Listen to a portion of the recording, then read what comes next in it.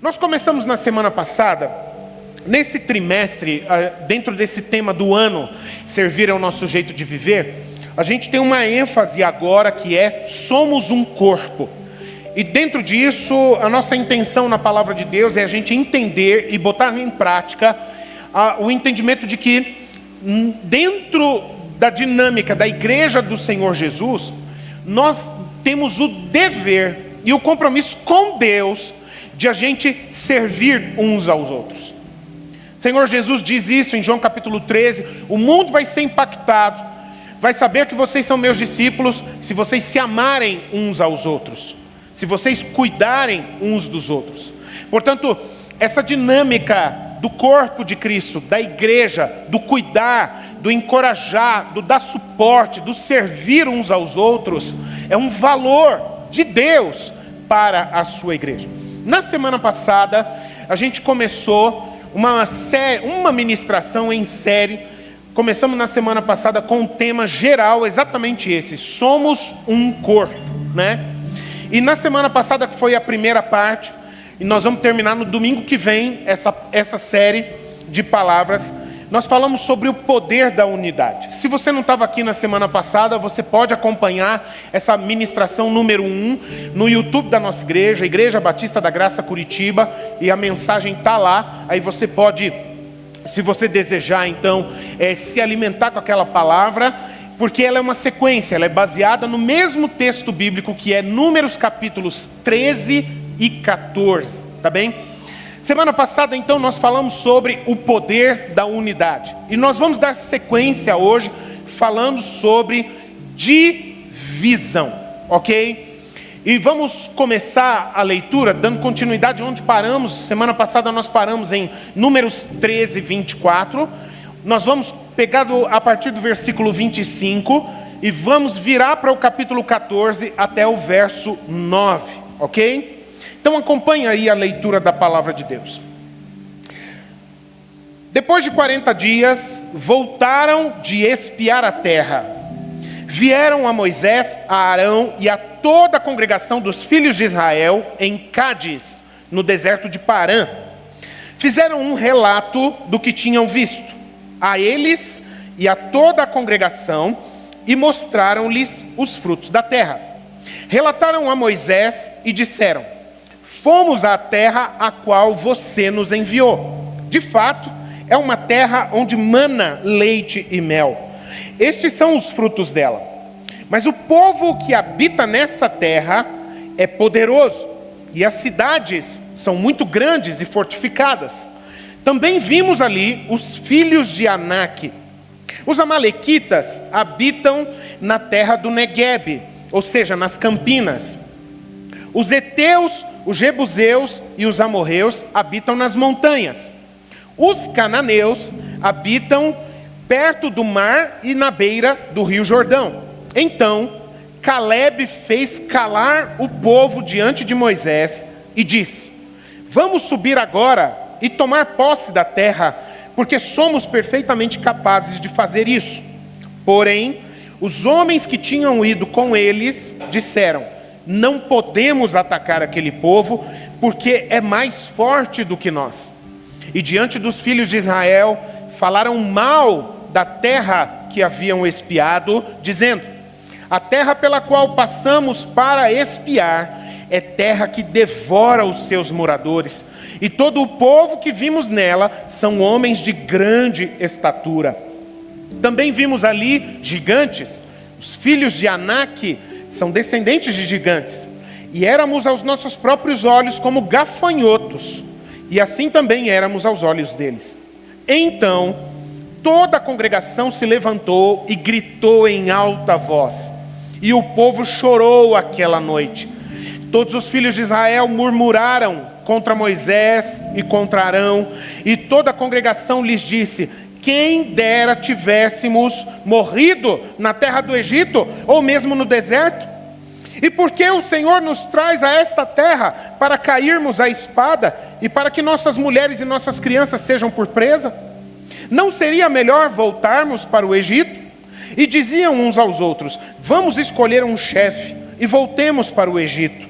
Então Moisés e Arão caíram sobre o seu rosto diante da congregação dos filhos de Israel. E Josué, filho de Num, e Calebe, filho de Jefoné, que eram daqueles que espiaram a terra, rasgaram as suas roupas e falaram a toda a congregação dos filhos de Israel, dizendo: a terra pela qual passamos para espiar é terra muitíssimo boa. Se o Senhor se agradar de nós, então nos fará entrar e nos dará essa terra, que é terra que mana leite e mel. Tão somente não sejam rebeldes contra o Senhor, e não tenham medo do povo dessa terra, porque como pão os podemos devorar. A proteção que eles tinham se foi. O Senhor está conosco. Não tenham medo deles. Queridos, a palavra de Deus mostra para nós aqui, no começo desse texto, uma primeira informação que é de grande importância para a gente fazer a leitura correta, espiritualmente falando, sobre esse texto. O verso 25 fala para nós que a equipe de líderes que foi espiar a terra para avaliar, gastou um tempo de 40 dias andando pelo território de Canaã para conhecer a terra, até eles voltarem. Na semana passada, uma coisa que a gente já falou é que nenhuma informação que está contida na palavra de Deus, ela é aleatória, ela é por acaso. Até as genealogias, que não são muito legais de serem lidas, e não é blasfêmia contra Deus falar que ler genealogia na Bíblia é chato, porque é chato mesmo, mas tem alguma intenção por trás daquilo, que se a gente prestar atenção, o Espírito Santo pode falar muito ao nosso coração com tudo aquilo. Nesse texto, no verso 25, é dito que os espias andaram pela terra por 40 dias. E queridos, na revelação bíblica, o número 40, ele tem um simbolismo espiritual. O número 40, na sua aplicação em geral, aonde aparece o número 40, aquilo é uma referência a processo. Diga comigo, processo. Então aqui, quando está falando que eles andaram pela terra de Canaã por 40 dias, a gente precisa entender, Deus estava colocando o povo dentro de um processo. Ao espiar a terra, Ele estava colocando o povo num processo de transição, num processo de preparação, para ver as condições, se o povo estava espiritualmente preparado para entrar para a vida na nova terra, a nova vida na terra prometida. Então nós precisamos enxergar isso, ok? Tudo isso que nós estamos lendo e meditando aqui nesse momento é Deus. Para o povo tem muita coisa aqui que foi um choque, que foi uma surpresa, mas para Deus estava tudo dentro do plano dele. Foi de propósito que Deus mandou aqueles homens irem avaliar a terra, enquanto o povo ficava aqui quietinho esperando para ouvir a palavra deles. Era de propósito que Deus queria ouvir a reação do povo, queria ver se eles iam permanecer unidos ou se eles iam se fragmentar. Era tudo intencional. Quando os espias então retornam desse período, então desses 40 dias, qual foi, segundo o que o texto diz, a conclusão de tudo aquilo que eles viram? Em primeiro lugar, eles viram um monte de coisas boas e maravilhosas, que assim como Deus tinha prometido lá atrás, por meio dos patriarcas, que Deus os faria se tornarem uma grande nação, que seriam uma bênção para todos os povos da terra, e que eles habitariam numa terra que mana leite e mel, eles voltaram dizendo: Deus não mentiu, essa terra é realmente maravilhosa. Nós fomos nas partes altas da terra e nós vimos coisa boa. Nós fomos nas partes baixas da terra e nós vimos coisa boa. É uma terra fértil, é uma terra próspera, é uma terra muito bem estruturada, ela tem água por todos os lados, enfim, eles elogiaram, são cidades muito bem estruturadas. É como se fosse hoje a gente ir para um lugar que tem um nível de organização, de de qualidade de vida muito boa. Pela graça de Deus, nós temos o privilégio de viver numa região metropolitana que é extremamente bem vista por toda a nossa nação. Vem gente do Brasil inteiro para morar em Curitiba ou para conhecer Curitiba, a região metropolitana de Curitiba, porque aqui é um lugar muito bom para se viver, né? Agora imagine uma terra preparada por Deus para aquele povo viver, se estabelecer como nação e ser uma bênção. Então eles confirmam, semana passada a gente já viu isso. Eles trouxeram os frutos da terra, são frutos que eles nunca tinham visto, cacho de uva que eles nem imaginavam que podia existir cacho de uva daquele tamanho, que batia do ombro até o chão, frutos maravilhosos, figo, romã, etc. Eles falaram, gente, é absurda essa terra de verdade. Que na antiguidade, para quem é interessado no estudo da arqueologia bíblica ou da história, aquela região, ela é conhecida na antiguidade como a região do crescente fértil, que é toda uma faixa de terra que passa exatamente, o meio dessa faixa de terra é a região de Canaã, a terra de Israel hoje, onde havia ali um nível de riquezas naturais e de fertilidade da terra gigantesco. E foi isso que Deus separou para aquele povo viver. Agora, a palavra deles não termina só nisso. Por alguns momentos eles constatam, não, realmente é tudo muito bom, é tudo muito legal, é admirável, é um negócio fantástico. É fazer uma viagem para um país assim de outro nível de tudo aquilo que você já viu na vida. Ok. Agora, tem umas coisas que eles falam que mostram que o coração deles estava diferente depois que eles voltaram dessa viagem. E a primeira coisa é quando está ali, no verso 27, e esse grupo de espias vira para Moisés e fala assim, nós fomos à terra que você nos enviou. Nessa resposta deles não tem mais Deus na jogada. O nome de Deus não aparece mais na fórmula. E isso é muito interessante observar, porque ao eles responderem essa resposta meio truncada, meio atravessada, ok, acabamos de chegar da terra que você nos enviou, eles estão dando essa resposta meio atravessada, meio mal educada, para mostrar que o coração deles não estava tão animado assim.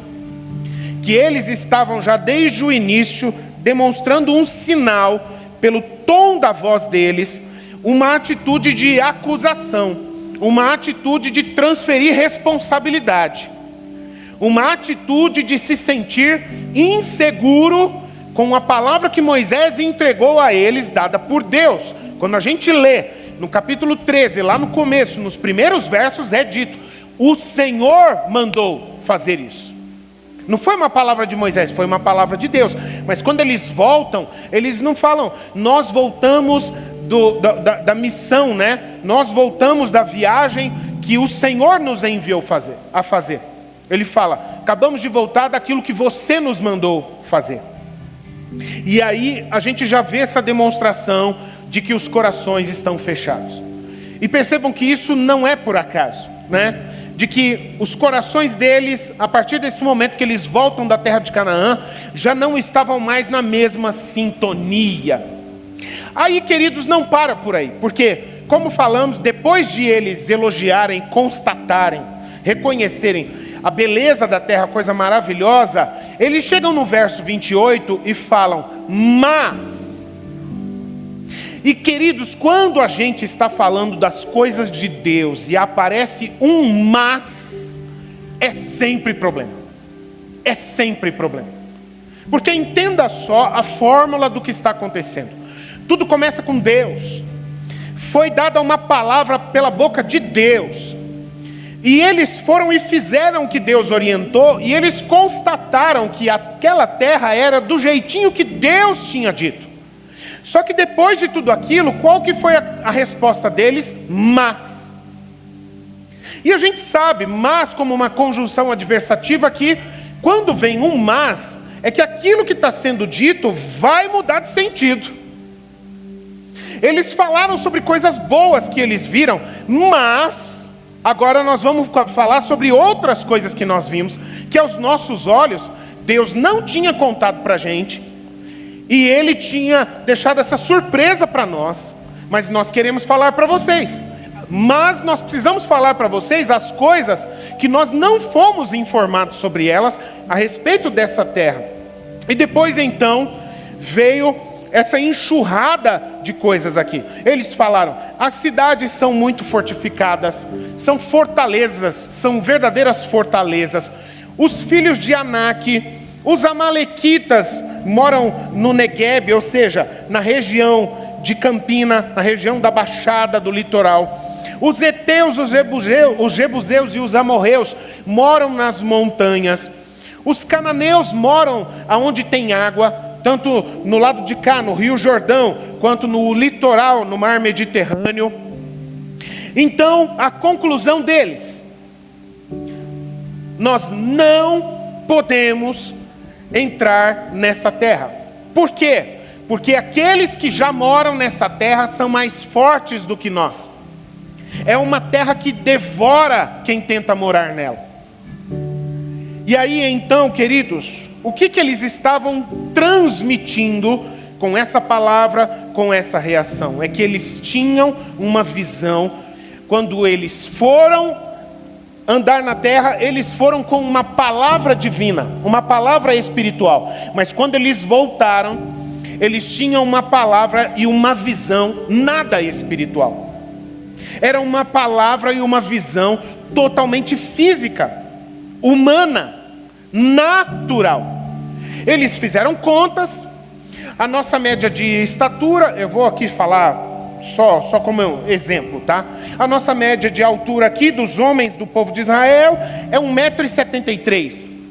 Lá é uma terra onde habitam gigantes. A média de altura deles é 2,25 m. Nós somos um povo que vivemos pelo deserto criando gado, criando ovelha, esse tipo de coisa. A gente não tem formação militar. Eles vivem em fortalezas. Eles têm exércitos muito bem treinados e muito bem equipados. As contas que nós estamos fazendo aqui é impossível. Não tem como. O que os nossos olhos nos mostram é que, independente do que Deus disse, não é possível essa palavra se cumprir. Não é possível esse plano se realizar. Eles estavam avaliando o projeto divino, queridos, baseado em probabilidades. E eu preciso que você guarde isso comigo, tá bem?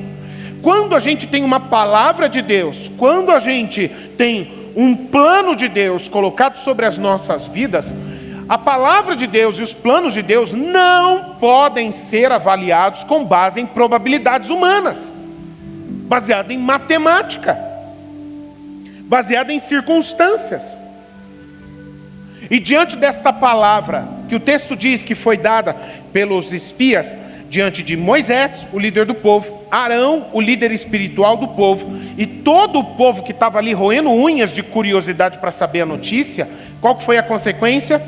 Uma discussão entre a liderança na frente de todo o povo. E isso daqui é um problema até hoje. Nós temos aqui, pela graça de Deus, vários líderes na nossa igreja. Mas, queridos, eu quero falar não somente sobre a igreja, eu quero falar sobre a vida. Mas é claro, em primeiro lugar, sobre a igreja, o corpo de Cristo.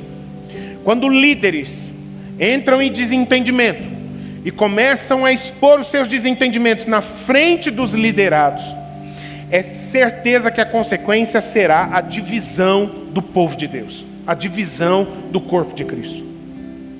Isso falando no sentido espiritual do povo de Deus, mas a gente pode falar em qualquer ambiente.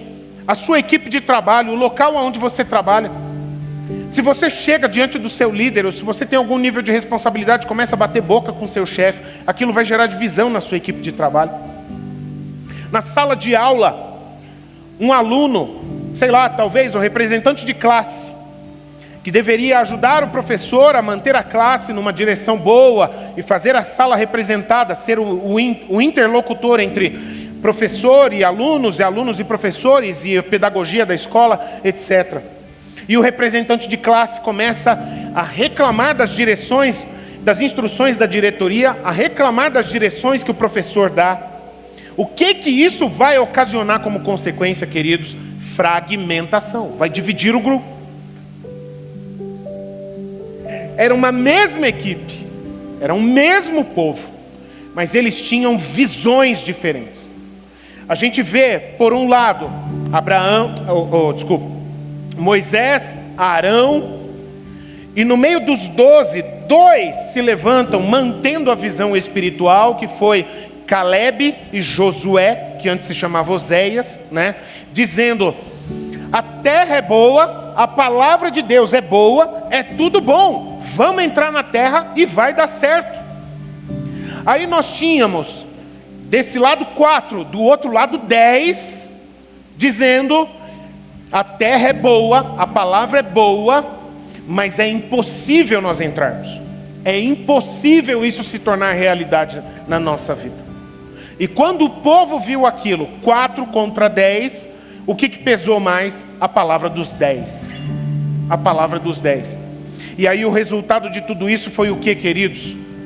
O coração de todo o povo, que era um grupo de aproximadamente 2 milhões de pessoas. 2 milhões de pessoas. O coração de todo o povo se derreteu totalmente. O povo começou a ser tomado por um espírito de revolta. Para que nós saímos do Egito? Para que a gente veio viver no deserto? Para a gente chegar aqui e encontrar essa decepção. O povo começou a agir com pessimismo, com incredulidade. Eles começaram a reclamar, a murmurar de tudo aquilo que Deus fez e tinha preparado para eles. E aí então eles começaram a ter ideias e fazerem planos desesperados. Vamos aqui levantar um novo líder. Esquece Moisés, esquece Arão, esquece tudo que Deus vem falando para nós. Vamos levantar um novo líder. E esse líder vai ser um líder para realizar o que a gente quer, que é voltar para o Egito, como diz no popular, com o rabinho entre as pernas, e voltar para o Egito, para a gente viver uma vida de escravo, mas pelo menos a gente sabe como é que se vive naquele lugar. Tudo consequência da falta de fé. Tudo consequência de uma falta de visão espiritual. Tudo consequência da falta de unidade entre o povo diante de Deus.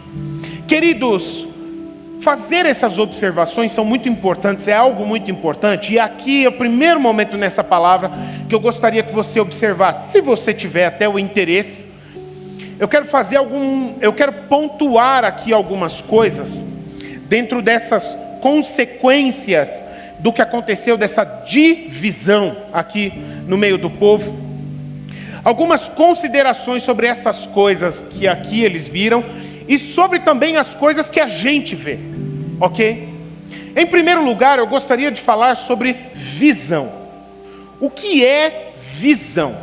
Visão, gente, falando não no sentido fisiológico, nem biológico, né? Não estou falando desses olhos de carne aqui, né? Mas no sentido do coração, no sentido espiritual, ok? No sentido da atitude, da disposição da mente, ok? Visão, gente, é um cenário futuro de uma realidade muito melhor que se enxerga com os olhos da fé, ok? Visão é isso. O que é uma pessoa de visão? Quando às vezes a gente fala fulano de tal é um visionário. Por que a gente fala isso? Porque é uma pessoa que ela consegue enxergar um cenário futuro de uma realidade que é possível a gente chegar até ela, que é muito melhor do que a realidade que a gente vê e vive hoje, entende? Ela enxerga esse cenário futuro e ela deposita a sua fé nisso e começa a trabalhar naquela direção, para chegar até esse cenário, dessa condição melhor de vida. Isto é visão. E Deus tinha dado uma visão para o povo, desde o patriarca Abraão. Ele deu uma visão. Eu falei de vocês que hoje são uma família. Uma família. Eu farei de vocês uma grande nação. Uma grande nação que vai se tornar uma potência, que vai habitar numa terra que mana leite e mel. E através de vocês, como muito mais do que uma família, mas como uma nação, vocês serão uma bênção para todos os povos da terra. Essa foi a visão que Deus deu a eles. Deus foi o primeiro visionário aqui. E o que o povo estava sendo chamado a fazer? A crer nessa visão e caminhar na mesma direção daquilo que Deus estava vendo. E parte dessa visão era entrar na terra de Canaã para morar ali e viver ali.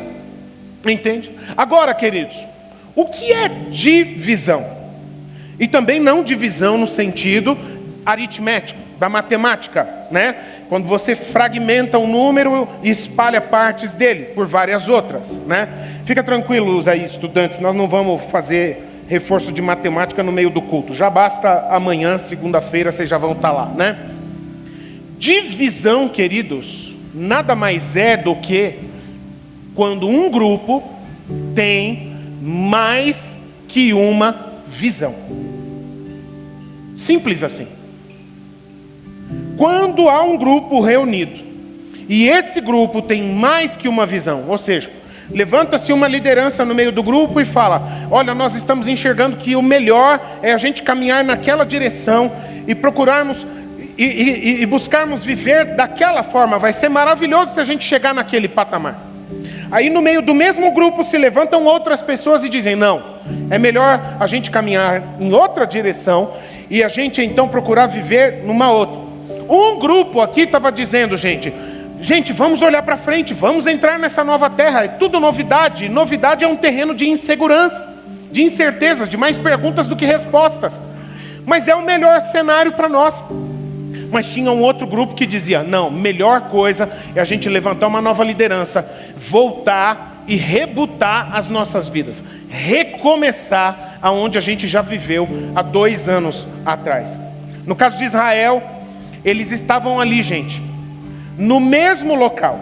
Eles estavam na fronteira do deserto de Parã, que era a divisa para entrar na terra prometida, Canaã. Eles estavam no mesmo local, vendo a mesma coisa. Eles visitaram juntos a mesma terra. E alguns enxergaram um cenário maravilhoso, desejável, que criava expectativa no coração. E outros enxergaram um cenário trágico, de dor, de mudança de ideia, de vamos nos arrepender e voltar atrás porque não vai dar certo. Sabe, queridos, o apóstolo Paulo, eu quero pegar aqui o testemunho do apóstolo Paulo e citar o que ele fala na carta aos Filipenses, no capítulo 3, sobre a visão que ele tinha como cristão, baseando a vida dele em Jesus Cristo.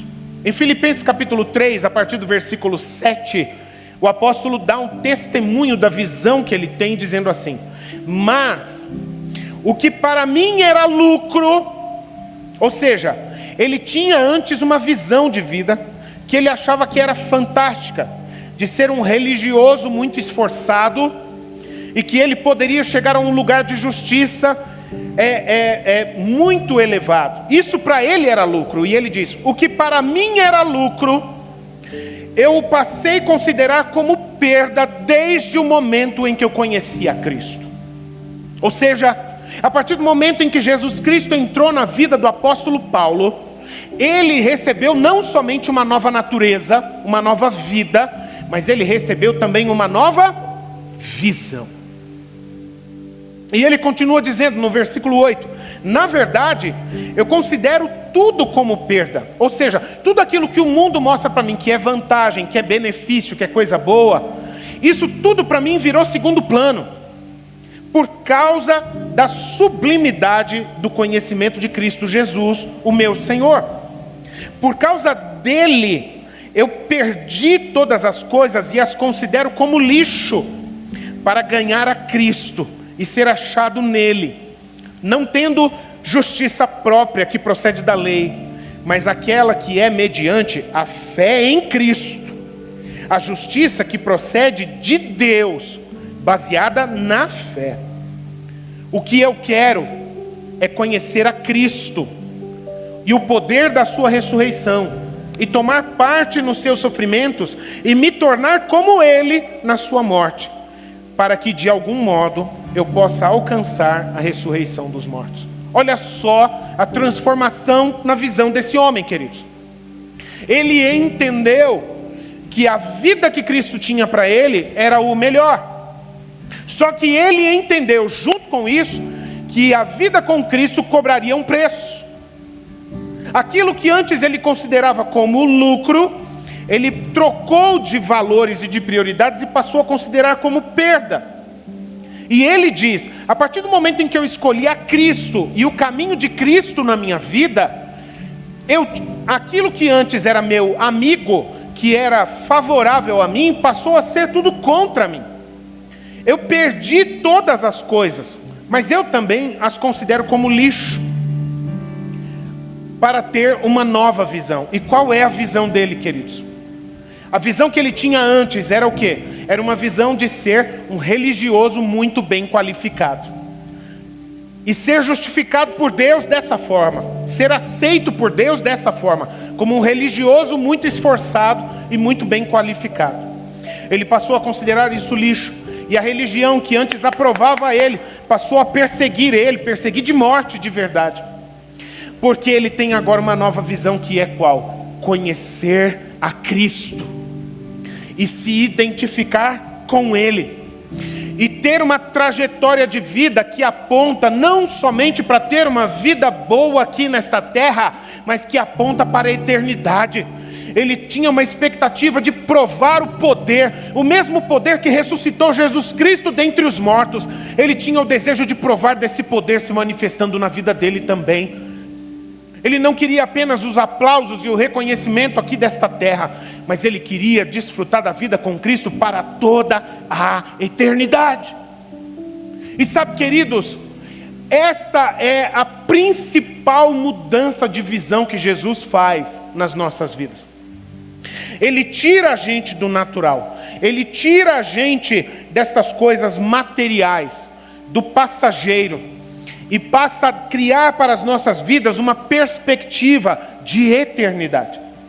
De que aquilo que é passageiro nas nossas vidas é muito pouco.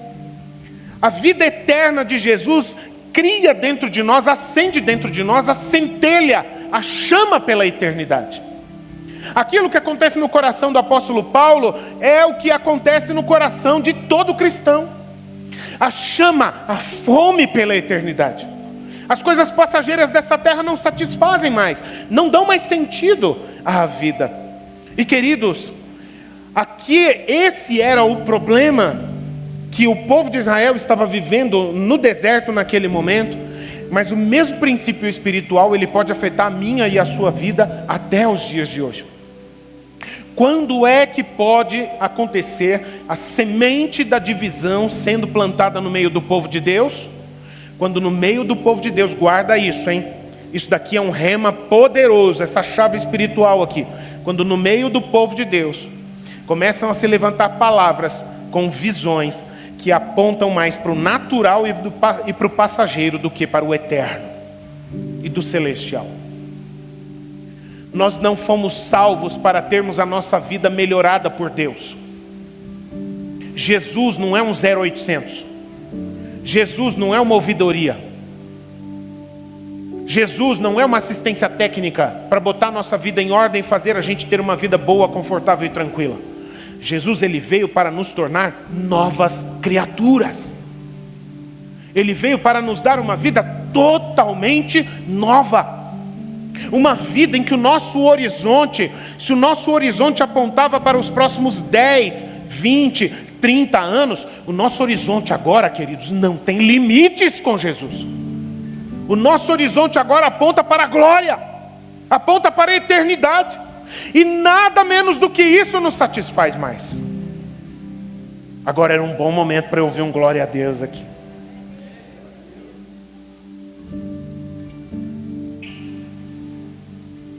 Ele transforma totalmente o nosso coração, queridos. Mas eu vou dizer para você, isso não é uma coisa que acontece de uma hora para outra, dentro de cada um de nós. A partir do momento em que eu me converto a Jesus Cristo, sou salvo, o Espírito Santo sela o meu coração, eu nasço de novo pelo poder do Espírito Santo. selo a minha aliança com Cristo pelo batismo, ok, a partir de agora, pum, tudo muda, eu sou totalmente espiritual, minha visão, não. Lembra-se dos 40? Lembra-se dos 40? É claro, queridos, que você e eu estamos vivendo um processo. Estamos sendo aperfeiçoados, estamos sendo transformados, estamos sendo santificados todos os dias. E a vontade de Deus é que hoje você tenha uma visão mais espiritual do que ontem. E que amanhã você tenha mais fé e se mova mais em fé do que você se move hoje. É acrescentar de graça em graça, de glória em glória, de fé em fé. O Senhor está trabalhando nas nossas vidas. O Senhor está trabalhando o nosso coração. O Senhor está trabalhando a nossa visão. O Senhor está trabalhando para limpar a nossa visão, para nos ajudar, ao invés de enxergar 2, 3, 4 coisas, a gente enxergar uma coisa só, queridos. O exemplo do apóstolo Paulo, trocando tudo aquilo que era lucrativo, que era vantajoso, que a partir daquele momento em que ele tinha a perspectiva da eternidade, nada disso mais era. Desde que os olhos dele se abriram para a eternidade. Portanto, gente, a ordem de valores do mundo espiritual, ela não é a mesma ordem de valores do mundo natural. A gente precisa entender isso. Precisa. Quando nós oramos a Deus, a gente não pode orar como quem está buscando apenas coisas de ordem natural. Até porque todas as coisas que se realizam nas nossas vidas, que se cumprem nas nossas vidas, elas em primeiro lugar são determinadas, elas são idealizadas no mundo espiritual. E aí então elas só vêm se concretizar no mundo natural. E portanto, queridos, a gente precisa ter a mesma visão que Deus. O mundo natural, ele se baseia em momento. O que a gente sente agora. É como um bebê. O bebê não sabe falar. Mas o que acontece? Qualquer coisa que tira ele daquela sensação agradável de momento, ele chora. Ele chora. Ele podia estar quietinho, dando risada há 10 segundos atrás. Mas agora ele pode estar chorando. Por quê? Porque ele sentiu frio. E se ele tiver com frio, o que ele vai fazer? Vai chorar. Até agora há pouco eu não estava com frio, eu estava quietinho. Agora eu estou com frio, estou chorando. Bateu um ronco na barriga. Está com fome. Ué. Nossa, foi feio esse, né? Desculpa, gente. Prometo que não vou fazer isso de novo. Só imagine o choro aí, tá bom? Não posso fazer isso de novo. Eu tenho família, eu não posso acabar com a minha dignidade aqui. Sente fome, chora. Está numa posição que não agrada, que não é confortável, chora. Uma hora é calor, a outra hora é frio, chora. Isso é viver pelo natural. É viver de momento. Se as coisas estão boas, estão confortáveis, estão tranquilas agora, aí a gente se cumprimenta e a gente pergunta um para o outro: está tudo bem com você? E a resposta vai ser: está tudo bem. Por quê? Porque está tudo tranquilo. Porque eu não estou com grandes problemas para resolver. Está tudo de boa. Mas se passa por um momento de batalha, por um momento de aperto, está tudo bem com você? Não é. Prometi que eu não ia fazer barulhão. Choro. O choro. Por quê? Porque está acontecendo isso, porque está acontecendo aquilo, porque está acontecendo tal coisa, porque se passou, porque o que eu esperava não se realizou e tal. Ué, mas você não estava bem agora há pouco, agora não está mais? Eu já nem sei se eu sou salvo, se eu sou filho de Deus. Isso é viver na perspectiva do natural, das coisas naturais. Mas, queridos, o mundo espiritual, ele se baseia na eternidade. Não importa se tiver um preço a ser pago agora, porque a eternidade, ela vale mais do que os maiores privilégios que o mundo natural pode nos oferecer. No caso de Israel, voltando para Israel, quando eles olharam a estrutura daquela terra e dos povos que moravam ali, os corações da maioria deles se derreteu de medo. O coração deles se derreteu de desespero e até mesmo de revolta. Eles estavam cheios de expectativa até agora há pouco, mas nesse momento eles estavam indignados. E eles queriam se rebelar e voltar atrás.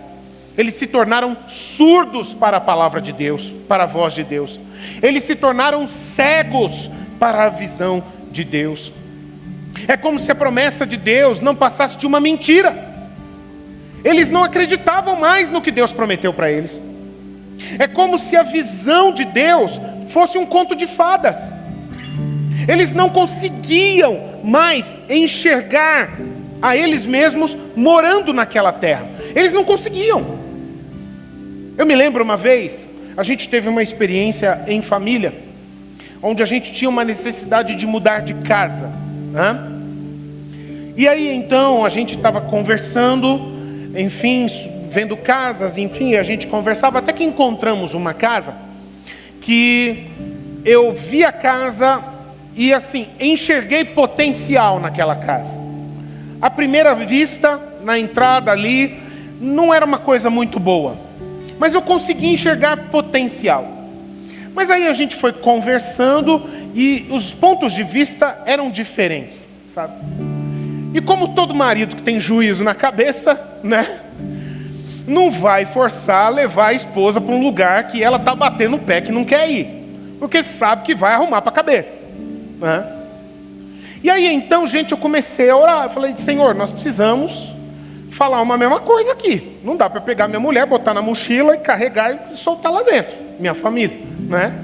Então, eu preciso de uma direção, ou tem alguma coisa que o Senhor quer mudar em mim, ou nela, ou em nós dois, pode ser também. E estava orando ali, e resolvi, ao invés de tomar uma decisão, eu resolvi esperar uns dias, esperar as coisas clarearem mais, e orei, entreguei nas mãos de Deus e tal. Até que teve uma hora que eu estava conversando com uma amiga, e ela falou, pastor, por que vocês não vão juntos até lá, a pé? A gente estava conversando sobre isso, por que vocês não vão juntos até lá a pé? Prova, vê a experiência, chega lá, olha, vê como é que é e tal, e aí, deixa rolar. Aquilo explodiu dentro de mim, era isso. Melhor do que trocar ideias, era tocar, sentir e ver como é que é. Naquele momento, com aquela experiência, aí a gente se uniu e a gente entendeu, é aqui mesmo, a gente deve dar o passo e vamos para cima, né? Mas o que eles achavam, queridos, o povo de Israel achava, eles não conseguiam se enxergar morando naquela terra mais. Eles não conseguiam se ver vivendo no lugar daquelas fortalezas, daqueles gigantes, daqueles exércitos, daquilo tudo. Era maravilhoso. É a mesma coisa que uma pessoa que tem uma vida de assalariado hoje, que recebe lá um salário mínimo, tem o seu trabalho digno lá e tal, recebe o seu salário, enfim, mas é uma renda limitada. Vai ali trabalhando, se esforçando, pedindo sabedoria a Deus para as contas fecharem, para guardar um dinheirinho, para fazer isso, aquilo, etc. E aí chega alguém e entregar uma palavra para você na sua vida, olha, o Senhor está dizendo a você, manda dizer a você que Ele tem muito mais para você. Alargue as suas tendas, amplie a sua visão. O Senhor tem para você uma palavra de crescimento, de progresso. Mas a pessoa, ela fica receosa pensando assim, não, eu jamais vou conseguir ter uma vida de rico, de confortável, uma vida confortável. Eu jamais vou conseguir ter um carro daquela forma, eu jamais vou conseguir fazer certas coisas que muita gente deseja fazer. Eu não estou aqui fazendo juízo de valor, nem que está certo, nem que está errado, ok? É o plano na vida de cada um. Então, a pessoa desacredita da palavra, porque ela não consegue se ver naquele lugar, vivendo aquela realidade. Ela não consegue enxergar que é possível ela chegar lá, que Deus possa levá-la até lá. Foi isso que paralisou esse povo, gente. Quem está entendendo o que eu estou falando aqui, gente? Por favor. Eu quero crer em nome de Jesus que o Senhor, ao longo dessa meditação aqui, Ele esteja retrabalhando o seu coração, retrabalhando a sua visão, e de perceber que nós, como igreja, precisamos enxergar a mesma coisa que Deus enxerga, independente se isso for estranho para nós ou não, ou para alguns de nós ou não. Falando essas coisas individualmente, gente, por quê? Porque até que dá para entender o porquê que o pessoal do povo de Israel teve dificuldade de se enxergar lá. Porque eles eram fruto de séculos vivendo como escravos numa terra estranha. Então o povo de Israel saiu do Egito, mas o Egito não saiu de dentro deles. O povo de Israel deixou a escravidão, mas a escravidão não saiu de dentro do coração deles. Eles ainda se viam como escravos. Eles ainda achavam, é como se a gente pensar como igreja, né? A gente olhar para dentro da nossa igreja e acreditar e pensar assim: essa igreja aqui não tem potencial para crescer, para experimentar uma grande frutificação, alcançando muitas famílias. Essa igreja aqui, ela experimentar um avivamento, um despertamento espiritual poderoso e dons espirituais se multiplicarem aqui no meio dessa congregação. Não é possível isso acontecer. Orar por cura dos enfermos? Não, eu não acredito que os enfermos podem ser curados pelo poder de Deus. Vai no médico e o que o médico falar, se conforme e se contente, se satisfaça em seguir o tratamento que o médico dá. Eu não estou dizendo que nós não devemos seguir as instruções dos médicos. Muito pelo contrário, faz parte de uma boa mordomia do corpo a gente acompanhar as orientações dos médicos, ok? Eu não estou dando uma palavra contra médico aqui. Mas é como assim? Não, na nossa igreja, enfermos serem curados, eu não acredito que isso seja possível. Mas está na palavra. Mas eu acho muito difícil, muito improvável isso acontecer. Uma oração revelando a palavra de Deus ao coração de uma pessoa com um segredo que só ela guarda ali dentro de si, eu acho pouco provável que isso aconteça. Queridos, isso fragmenta a igreja do Senhor Jesus. Isso divide o povo de Deus. Como a palavra de Deus diz: seja Deus verdadeiro e o homem mentiroso, meus irmãos. Sabe o que pode manter a igreja do Senhor unida, meus irmãos? Sabe o que pode manter o corpo de Cristo como um só, meus irmãos? A palavra de Deus revelada em Jesus Cristo. Se a gente crer em qualquer outra coisa, se a gente seguir qualquer outra coisa, isso vai nos dividir. Isso vai nos dividir.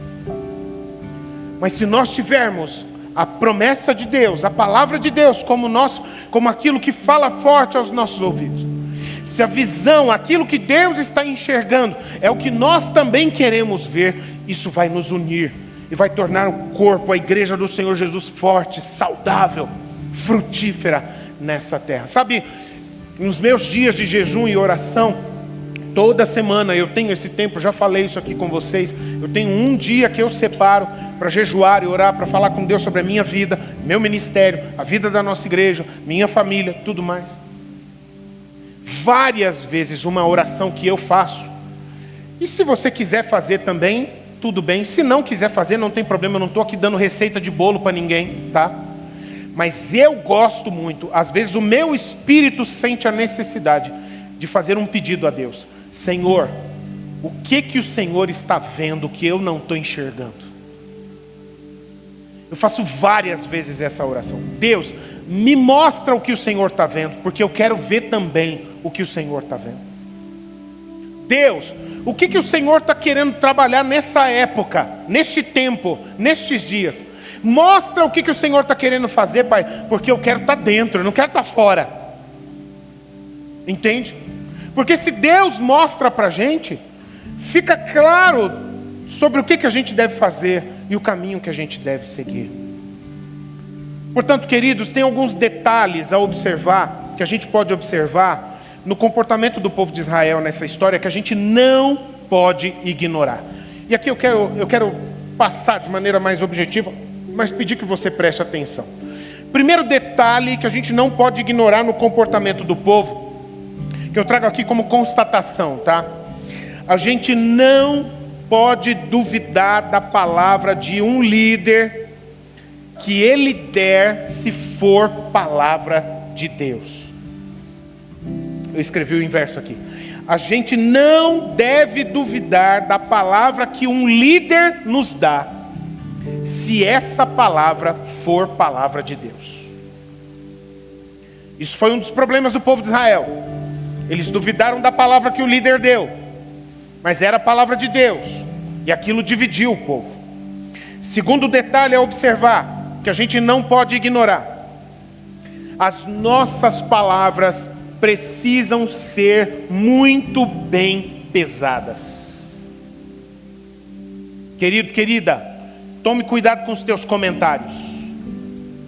Tome cuidado com as suas opiniões sobre o que Deus está querendo ou não fazer no meio da sua igreja. Porque as nossas palavras podem gerar morte e podem mudar ambientes no meio da igreja do Senhor Jesus. Tome muito cuidado com isso. Precisamos todos nós tomar muito cuidado com isso. O povo não pesou as palavras. Os espias disseram: não acreditamos que seja possível nós entrarmos lá. O que o povo começou então? Liberar a palavra de murmuração, de revolta, de indignação, de desespero. E aquilo gerou morte naquele ambiente. Como que aquele povo ia entrar na terra a partir daquele momento? Com esse tanto de palavras gerando morte naquele momento. Terceiro detalhe a observar: a única maneira de manter o corpo unido é se houver gente disposta a se humilhar. Tá? O começo da reviravolta, queridos, semana que vem a gente vai continuar falando sobre isso. O começo da reviravolta, do trabalhar de Deus no meio desse povo, ele aconteceu a partir do momento em que Moisés e Arão, os principais líderes, o líder geral e o líder espiritual, eles dobraram seus joelhos e começaram a clamar misericórdia. E os dois espias que foram pela fé de que Deus podia colocar o povo dentro da terra, Caleb e Josué rasgaram as suas vestes e se humilharam diante do povo, clamando ao povo: gente, volta atrás. Gente, mude a sua visão. Mas eu vou dizer para você, se Moisés, Arão, Josué e Caleb se mantivessem duros, orgulhosos, que nem o resto do povo estava, aquele povo ia terminar de se dividir ali mesmo. E as consequências seriam terríveis. Cenas dos próximos capítulos, domingo que vem. Quarto detalhe a observar: às vezes, diante da mesma palavra, há pessoas que se animam com os benefícios que poderão alcançar. Tem gente que foca nos benefícios que podem ser alcançados e se enchem de fé por isso. Mas podem haver pessoas que desanimam por causa das dificuldades de se chegar lá e desistem. E eu gostaria que você pensasse sobre isso. Foi o que aconteceu no meio do povo de Israel. Viram a mesma coisa. Teve gente que se empolgou e se encheu de expectativa e de fé. Teve gente que desanimou e pensou em desistir. Fazer essa pergunta a você: quem você costuma ser? Quando no nosso meio uma palavra é levantada, você costuma ser daquele que se anima com os benefícios do que Deus pode fazer, com o que a gente pode alcançar? Ou você é daqueles que desanimam porque enxerga muita dificuldade para chegar até lá? O preço a ser pago para chegar até lá é muito alto e já começa a pensar em desistir porque vai dar muito trabalho. É muito importante essa reflexão começar dentro do coração de cada um de nós. E a quinta constatação que a gente não pode ignorar: a voz do povo, a voz da maioria, definitivamente não é a voz de Deus.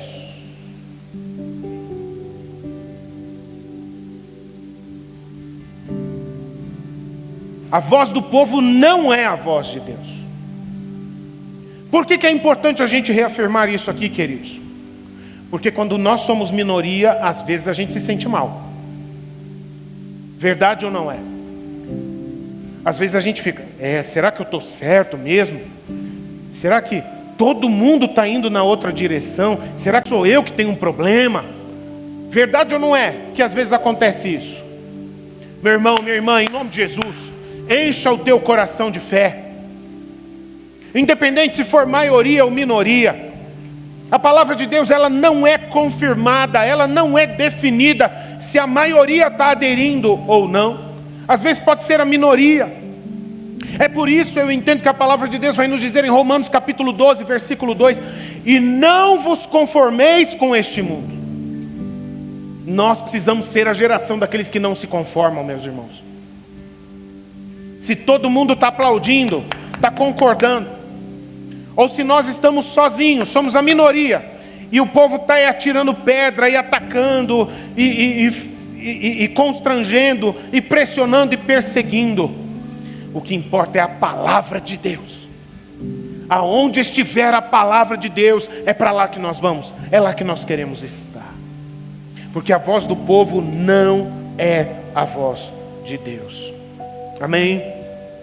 Então, queridos, diante desses alertas, dessas considerações, eu acho que a gente consegue enxergar, eu acho que a gente consegue já discernir qual que é o colírio. Se nós estamos falando sobre um problema de visão, um colírio que possa limpar a nossa visão é necessário. E qual é o colírio que limpa a nossa visão espiritual, gente?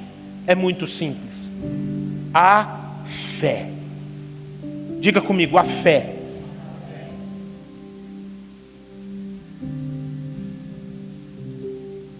É pela fé que nós vivemos de uma forma que agradamos a Deus. Não é pela nossa performance, é pelo que a gente crê. A fé, se nós tivermos fé, quanto mais a gente exercitar a fé, quanto mais a gente se fortalecer em fé, quanto mais a gente ganhar musculatura espiritual crendo, eu vou crer, eu quero crer, Deus disse assim, então eu vou confiar. Cada vez mais os nossos olhos espirituais vão se limpando para a gente enxergar as coisas da mesma forma que Deus enxerga, termos a mesma visão de Deus.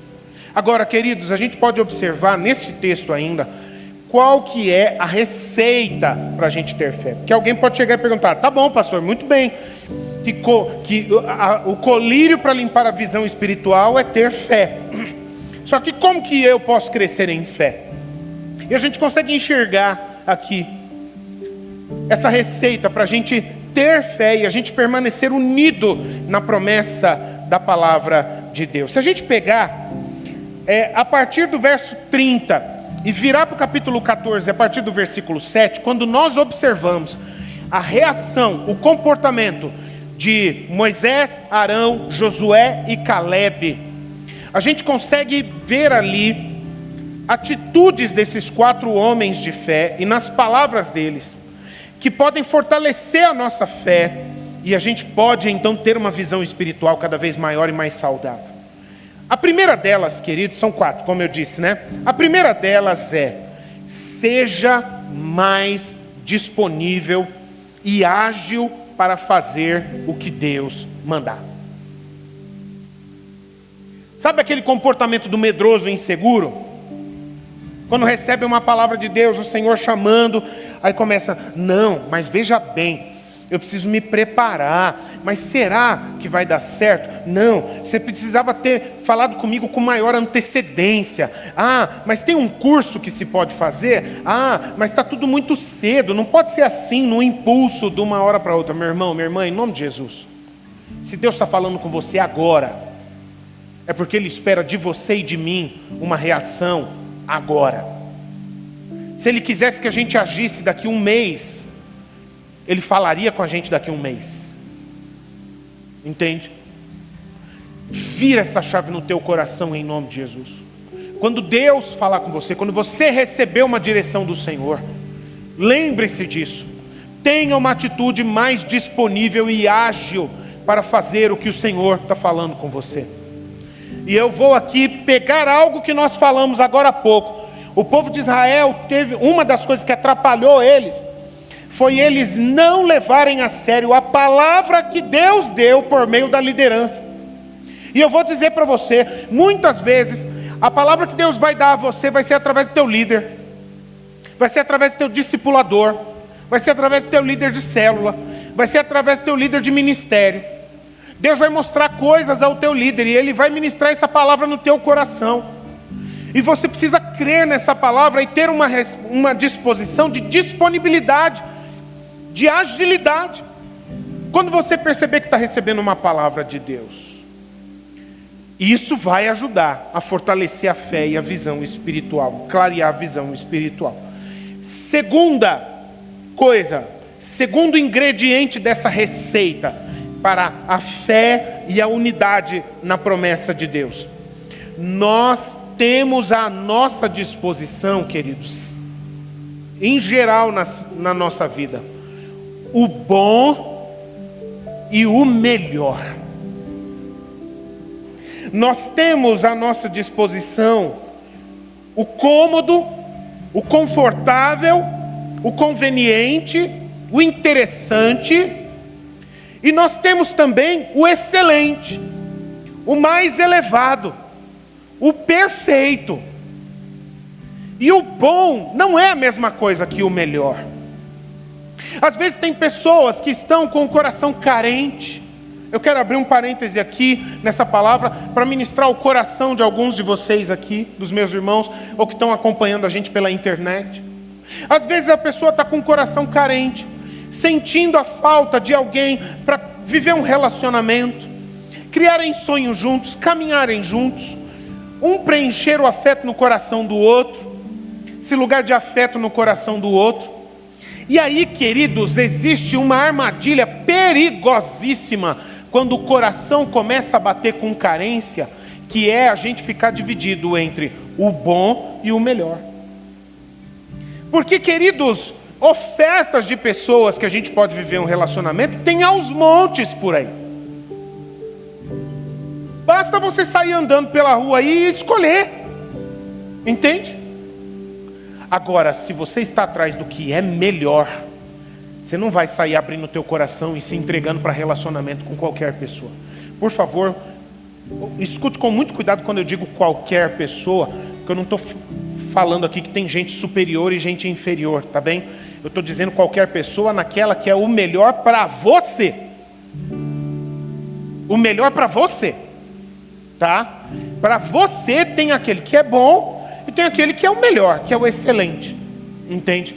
Meu irmão, minha irmã, se tiver demorando um pouquinho mais para você encontrar essa pessoa, é melhor você ficar hoje sem relacionamento, para você encontrar o excelente, do que no teu desespero, na tua ansiedade, de querer andar de mão dada, de beijar, de abraçar alguém, você encontrar uma pessoa que não vai ser o excelente na sua vida.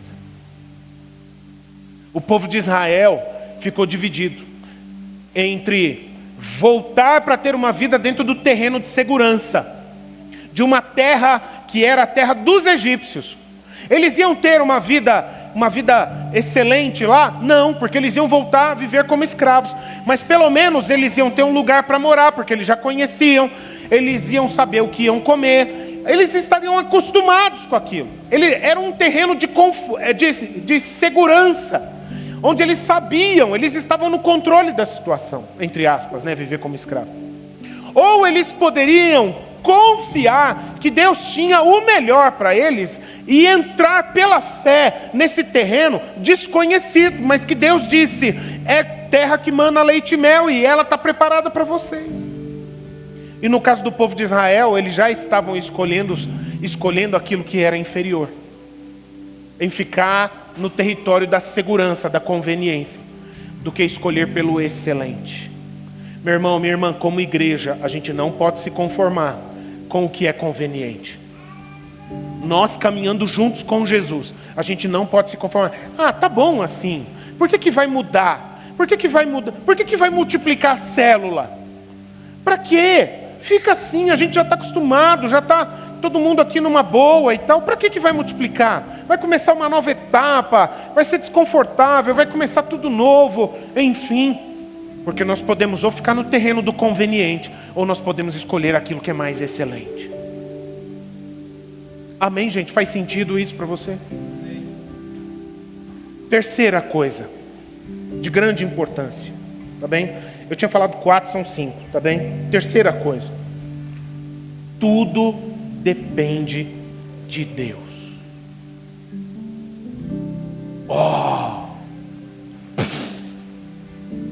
Que coisa, nunca tinha ouvido isso. Tudo depende de Deus. Mas eu quero falar de novo, vai entrar aí, na visão espiritual. Tudo depende de Deus, meu irmão. É Deus.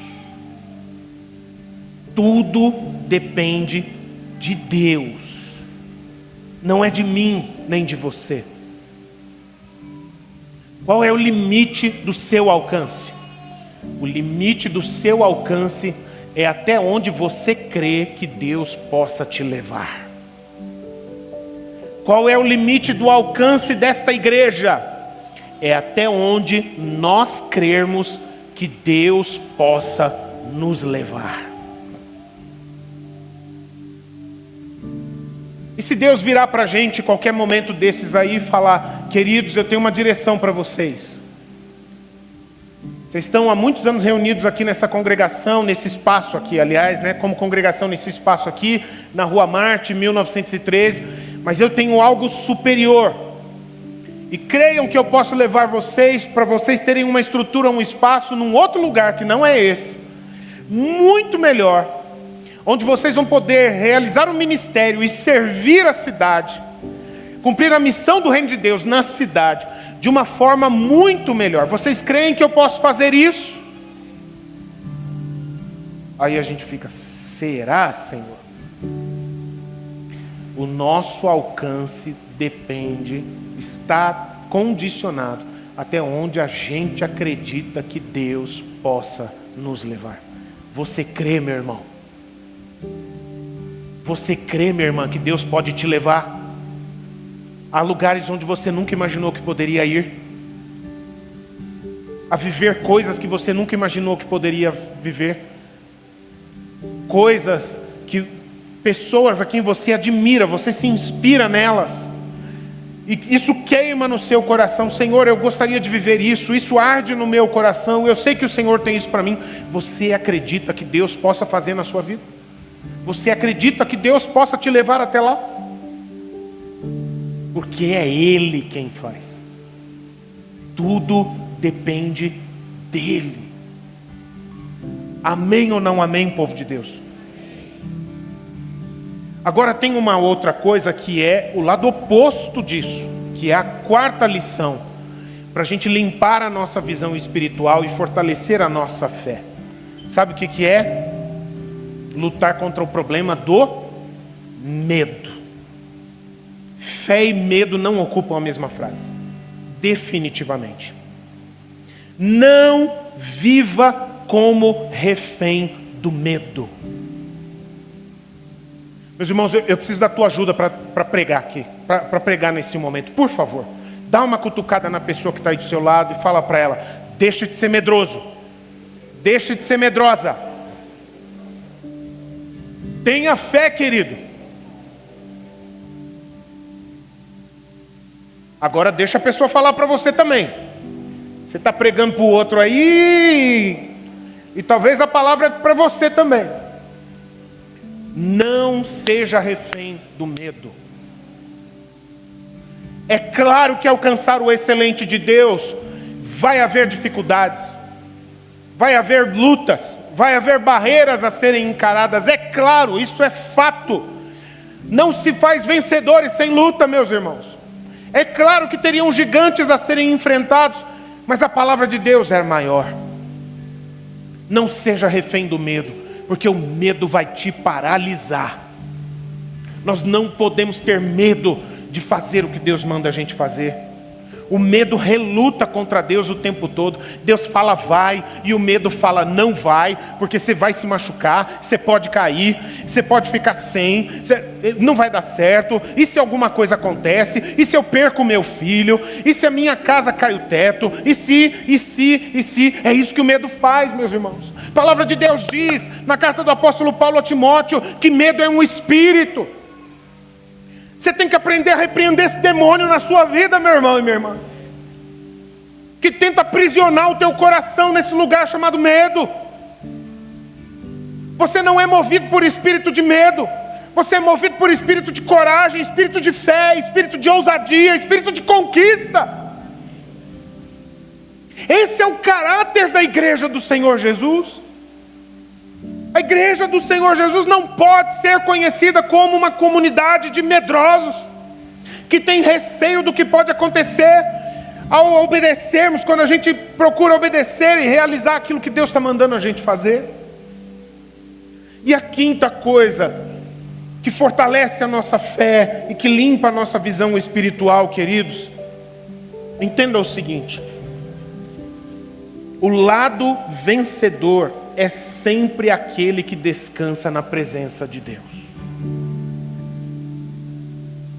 Deus está me dando muita palavra aqui para começar a ministrar o coração de cada um de nós aqui individualmente, depois a gente falar como congregação.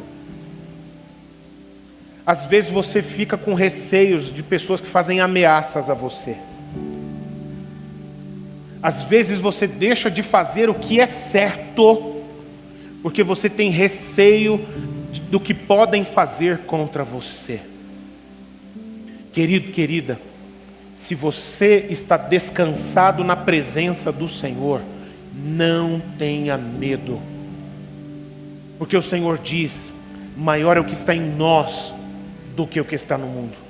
Porque em todas estas coisas nós somos mais do que vencedores por meio daquele que nos amou e entregou-se a si mesmo por nós. Se Deus é por nós, quem será contra nós? Isso é palavra de Deus, isso é promessa de Deus. Você crê nisso, meu irmão? Então descansa nisso e pare de ter medo de ameaça. A pessoa que faz aquilo que é justo, aquilo que é verdadeiro, não tem o que temer. Agora, quem vive a sua vida baseada em ataques, em ofensas, em armadilhas, em tramas, essa pessoa sempre vai ter o telhado de vidro. Descansa no Senhor. Os vencedores são aqueles que descansam no Senhor. Não era o povo que iria tirar os gigantes daquela terra. O texto sagrado continua contando. A primeira cidade que foi derrubada no território de Israel, no território de Canaã, foi a cidade de Jericó. Uma cidade intransponível, com muralhas gigantescas, uma fortaleza, com um exército muito bem equipado. Eles não atiraram uma pedra para entrar naquela cidade. Eles não moveram uma palha para derrubar os muros daquela cidade. Sabe como é que as muralhas de Jericó caíram? Quem aí já leu a história das muralhas de Jericó aí? Como é que as muralhas de Jericó caíram? Voltas e voltas e voltas, e depois, quando foi que a muralha caiu?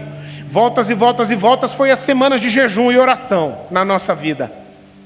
Aí quando foi que as pedras começaram a cair? Na hora que eles deram um grito. Pergunta: você já viu alguém vencer uma luta no grito? Aqueles que descansam no Senhor veem lutas serem vencidas no grito. A palavra de Deus diz: sujeitai-vos, pois, a Deus, resisti ao diabo e ele fugirá de vós. O lado vencedor é aquele que descansa na presença de Deus. Sabe, Jesus, houve uma situação em que ele estava diante de um pai que estava atordoado, porque ele tinha um filho de 12 anos, aproximadamente, que estava totalmente endemoniado.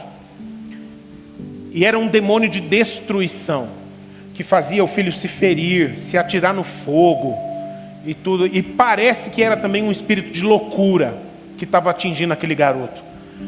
E o pai, em Marcos capítulo 9, vira para Jesus e ele fala assim: se o Senhor pode fazer alguma coisa, tenha compaixão de nós e ajude-nos.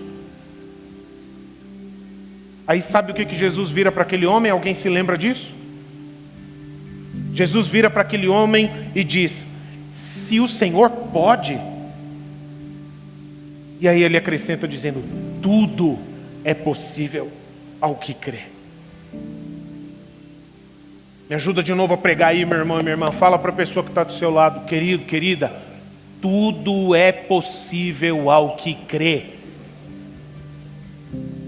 Lembre-se disso amanhã, segunda-feira. Tudo é possível ao que crê. Apóstolo Paulo, na carta aos Filipenses, capítulo 2, aliás. Eu já falei do capítulo 3, né?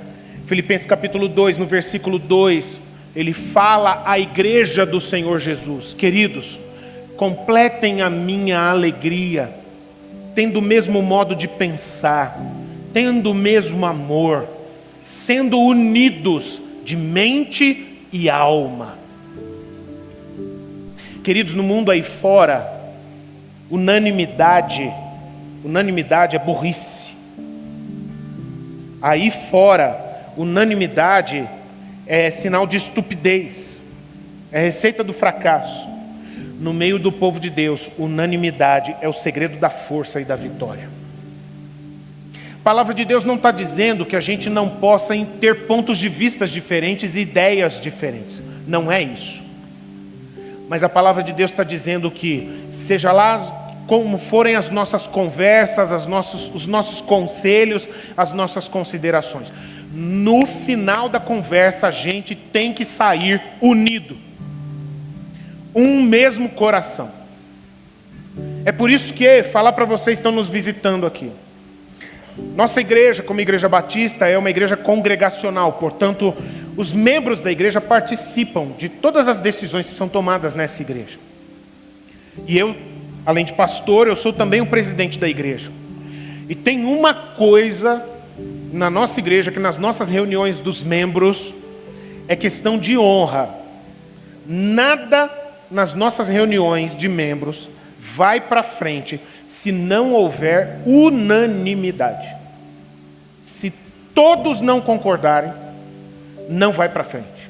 Eu volto atrás no assunto e digo: meus irmãos, não está pronto ainda. Vamos orar um pouco mais, vamos amadurecer um pouco mais, vamos perguntar um pouco mais para Deus, porque na hora que a gente for fazer, todo mundo tem que dar amém. Amém com paz no coração. Não é porque o outro deu uma cutucada aqui, porque eu já vi isso. Não faça isso, meu irmão. Não faça isso. Só você não vai concordar? Nós já fomos tremendamente abençoados em algumas das nossas reuniões. Já teve reuniões de um irmão não concordar com o assunto. E aí eu falava: meus irmãos, não está pronto ainda. Vamos retirar esse assunto. Outra vez a gente conversa. E aí então, conversar com esse irmão: meu irmão, por que você não concorda? E ele falar: pastor, porque eu acho isso, eu entendo aquilo. Eu acho que a gente não está vendo o outro lado nisso. Isso é fantástico. E eu percebi que era de Deus aquilo. E depois, quando a gente levou o assunto, foi muito mais amadurecido. E a gente prosperou muito mais. Entende? E isso é um fundamento cristão. Isso deve ser um fundamento na igreja do Senhor Jesus. Meus irmãos, democracia é só no meio de pessoas que não são nascidas de novo. Então, na nossa nação, a democracia é saudável, é útil, é importante. Na igreja do Senhor Jesus, que tem um só Senhor, que tem um só Espírito, isso daqui não tem espaço para democracia. Democracia é o governo do homem. E as decisões dentro de uma democracia são tomadas como? A maioria vence. Não é verdade? Só que na igreja do Senhor Jesus não é isso. A igreja tem um cabeça. E o resto do corpo faz o quê? O que o cabeça quer que faça. Qual que é o nosso trabalho aqui, meus irmãos? A gente orar, a gente entender o que Deus quer falar para nós na sua palavra, e a gente simplesmente fazer a vontade de Deus. E ser bênção sobre isso. Lembram-se que no começo dessa palavra, a gente estava reafirmando o significado do número 40, né?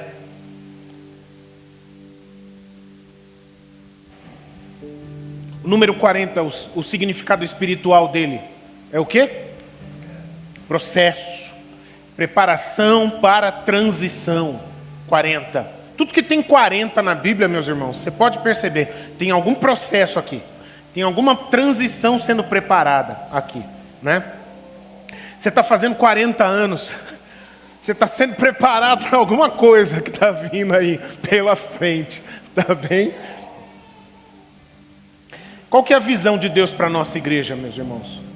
Quem é membro da igreja aí? Qual que é a visão da nossa igreja? Dessa congregação aqui?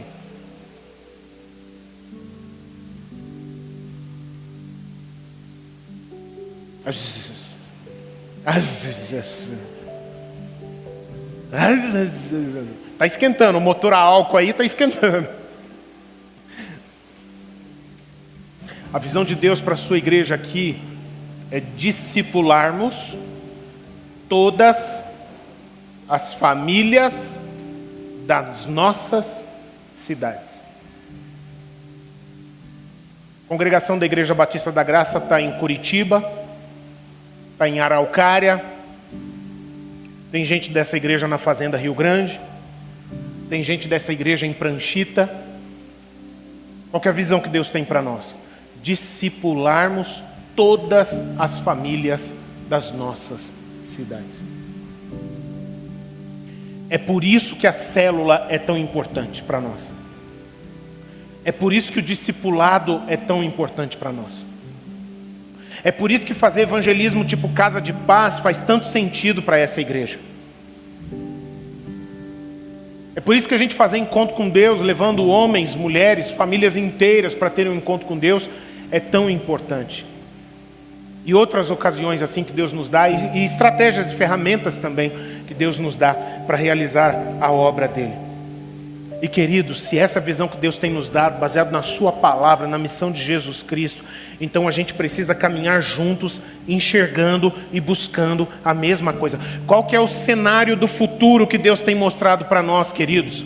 A cidade de Curitiba, ela ter suas famílias inteiras sendo discipuladas. A cidade de Araucária ser varrida com o evangelho do Senhor Jesus. Famílias inteiras sendo alcançadas para o Senhor Jesus Cristo, se tornando discípulos de Cristo. Fazenda Rio Grande, Pranchita inteira, as famílias todas de Pranchita sendo discipuladas pelo evangelho do Senhor Jesus. Mas pastor, é muito, humanamente falando, é muito. É difícil, é impossível. É impossível? Não é impossível, porque tudo é possível ao que crê.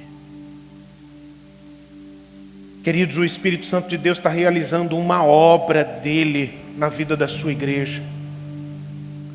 E portanto, nas vidas de todos nós, juntos. E se nós formos aprovados, nós podemos adiantar o processo e chegarmos até onde está o coração de Deus. Mas se nós formos reprovados, nós poderemos atrasar o processo e a gente pode ficar se desgastando e se desgastando e se desgastando. Semana que vem a gente vai falar um pouco mais sobre isso, porque a gente pode ver o seguinte: essa história aqui, ela aconteceu quando o povo de Israel tinha 2 anos de deserto. 2 anos de deserto. Qual que foi a consequência disso? O 2 virou 40 anos no deserto. Qual era a vontade de Deus, meus irmãos? Que o povo de Israel ficasse 40 anos no deserto? A gente pode afirmar isso. Alguns podem dizer, é que foi da vontade de Deus. A vontade de Deus ele já tinha falado antes. Ele queria que o povo tivesse entrado com 2 anos. Mas por que virou 40? Porque o processo se estendeu. Eles não estavam preparados. E portanto eles complicaram a sua própria situação porque não creram em Deus. E a gente precisa guardar essa chave espiritual. O Salmo 60 e o Salmo 108, eles terminam. E aqui eu quero caminhar para o final dessa palavra. Você pode ficar em pé? Vou falar para você em pé. Nós orarmos juntos. O Salmo 60 e o Salmo 108, eles terminam igualzinho. iguaizinhos os dois. Eles terminam dizendo assim: presta-nos, Senhor, auxílio na angústia, pois vão é o socorro humano. Em Deus faremos proezas, porque Ele mesmo pisará os nossos adversários. Meu irmão, minha irmã, eu quero terminar essa palavra hoje no seu coração, nos nossos corações, com isso: em Deus faremos proezas, porque Ele mesmo é quem pisará os nossos adversários. Em Deus faremos proezas, porque Ele mesmo é quem pisará o nosso adversário. Em Deus faremos proezas. Feche seus olhos, por favor.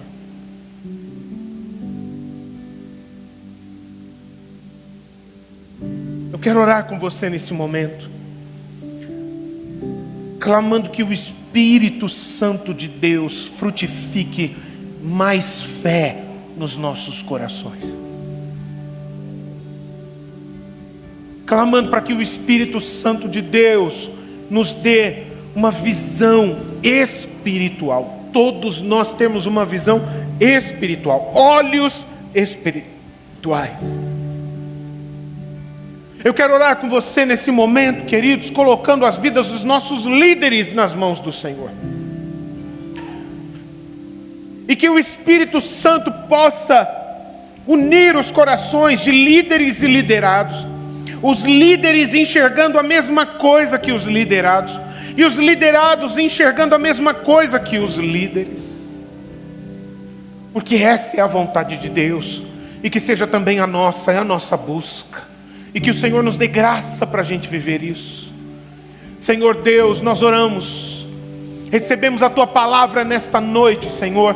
Esse processo do Senhor no nosso meio, no nosso interior, retrabalhando a nossa mente, retrabalhando o nosso coração, retrabalhando a nossa visão, Senhor.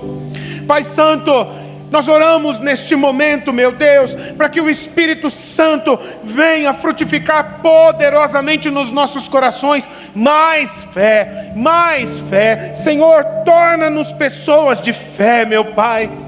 Livra-nos, meu Deus, desse terreno do medo, esse terreno maligno do medo, esse terreno maligno, meu Pai, do receio, meu Deus. Esse terreno maligno, meu Deus, da visão apenas natural, temporal, Senhor. Faze-nos ir além, meu Pai. Oh, meu Deus, nos dá, oh Pai, uma visão espiritual, olhos para ver o que o Senhor está vendo. Eu oro por mim, eu oro por todos nós aqui, meu Pai. Nos dá olhos para enxergar o que o Senhor está vendo. Eu oro, meu Deus, nos faz ver, oh Pai, o que o Senhor está fazendo neste tempo, para que a gente não fique de fora, para que a gente fique dentro, meu Pai, do que o Senhor está fazendo na nossa geração, Senhor. Pai Santo, eu oro, meu Deus, para que os corações sejam aliançados no meio da Tua igreja, meu Deus. Pai, eu oro, meu Deus, para que cada irmão, cada irmã enxergue nos seus líderes, no seu discipulador, no seu líder de célula, no seu líder de ministério, nos seus pastores, enfim. Ó meu Deus, enxergue, meu Pai, que são pessoas de Deus, que são pessoas guiadas pelo Espírito Santo. Oh meu Pai, e que, meu Deus, toda palavra dada ao Senhor, ó Deus, no nosso meio, ela não seja imposta nem por força, nem por violência, mas que seja pelo Teu Espírito, Senhor. Em nome de Jesus, que o Teu Espírito testifique, que o Teu Espírito confirme, que o Teu Espírito cristalize, meu Pai, e nos faça enxergar a mesma coisa, meu Pai, e caminharmos na mesma direção, Senhor.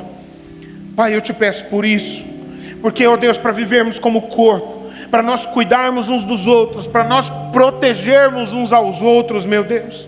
Oh Pai, nós precisamos ser um, nós precisamos ser uma unidade em Cristo, e nós Te pedimos por isso. Essa é a nossa oração. Pai, eu oro por aqueles que estão com a gente aqui nessa noite, que ainda não tiveram a coragem de dar um passo, de se aliançarem com Jesus Cristo, mas nesta noite elas estão sentindo seu coração ser tocado pelo Teu Espírito. Deus, eu te peço, Senhor, em nome de Jesus, confirma essa decisão nestes corações, sela estes corações, meu Pai, como sendo do Senhor, vidas do Senhor, teus filhos, tuas filhas. Pai, eu oro por estes, meu Deus, que, ó Pai, nesta noite estão, ó Pai, sentindo pela primeira vez, meu Deus, aqui no nosso meio, o que é o viver como corpo em Cristo. Meu Pai, testifica nestes corações, meu Deus, mostra com clareza a cada um destes corações a Tua vontade e o caminho que o Senhor tem para eles, meu Deus, para sermos um, que o que vem acontecer seja aquilo que nos leve a vivermos como um, Senhor. Nós te pedimos por isso, nós nos entregamos a Ti, no nome santo de Jesus. Amém, amém, glória a Deus.